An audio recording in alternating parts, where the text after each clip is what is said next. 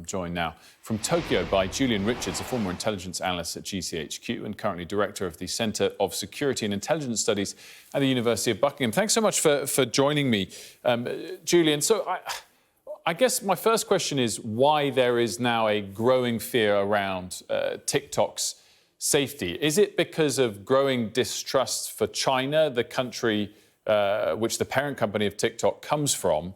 Or is it growing understanding of perhaps the scale of data that this app versus other tech apps might be collecting from users?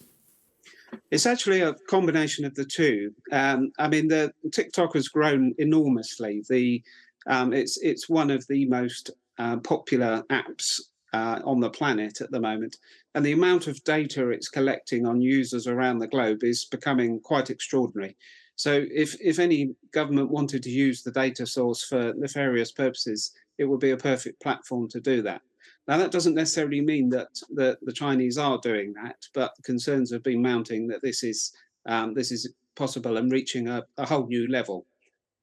But I get that. But I guess my other way of putting it is, if Google was Chinese, would we be taking the same action? Or rather, is there a fear that TikTok is gathering, almost in a hacking way, more data than they claim to be collecting? Are they also reading potentially someone's emails at the same time, as opposed to just knowing which type of videos you like and dislike? Well, it's possible. The problem with any Chinese company is that there's not really any such thing as a completely private company in China. That's just an institutional fact. It's also the case that the Chinese government has the right legally to extract data from any Chinese company that it wishes to do in a way that isn't the case with Western companies. So the Chinese government has the capability to tap into the data that TikTok has. Again, it doesn't necessarily mean that it is, but it just means that that capability is there. And given the scale and breadth of the app now, that's become a real fear. And if the government now has sufficient evidence on this to ban it, as we expect later today, from government phones or phones of government ministers, why would they not ban it from phones of the whole population? Well, this is where the nature of the data becomes important. So there's two things, really. One is that government users, if they're using TikTok, are more likely to be using it for sensitive governmental information. So they might either deliberately or inadvertently reveal details of military capabilities, or more importantly, would reveal the location of individual personnel in the government as they're moving around the world. Now, private users, of course, the same fears don't necessarily exist, because social media is social media. And if somebody is not necessarily a sensitive individual or likely to be a target of a hostile foreign power, then there's less concern over that. The second problem, of course, is that we generally take these moves very reluctantly, because we're supposed to allow freedom of speech in our country. We're not a country where the government normally tells people that they can't do this and they can't do that. So to extend this beyond governmental users would be a very big and probably impossible step.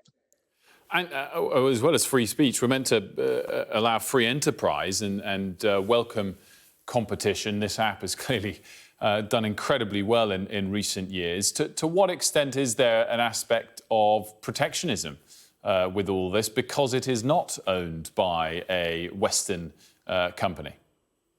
Well, of course, that's what the Chinese are saying. They're saying this is a nakedly political act. It's an act of capitalism on steroids. It's reducing competition.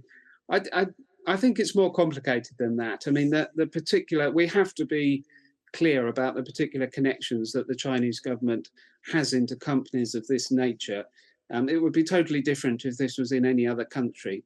But the Chinese government is expanding its capability. It's expanding its connections into data companies, and just the sheer scale of some of these companies now and the amount of data that they're collecting has caused this to be a real concern. And just finally, if you consider in broad terms, Julian, the way in which we've become more adversarial, less trusting of China and whether it's data or other issues that they might collect. Is that a fair conclusion in your part, or is it moving too fast against them? No, I do have, many of us have serious concerns. There's a real tussle going on in Western governments, particularly the UK and the US, but others also, between the China hawks who want us to take a increasingly tough approach on China across the board, and the pragmatists who want us to feel that we're going too far and too fast, and this is going to cause serious problems for the future. At the end of the day, China is, you can't ignore China. You have to engage with it. You have to do business with it. So this is a massive step, and it's one that does take us into dangerous territory longer term, I think. Julian Richards, thanks so much for joining me.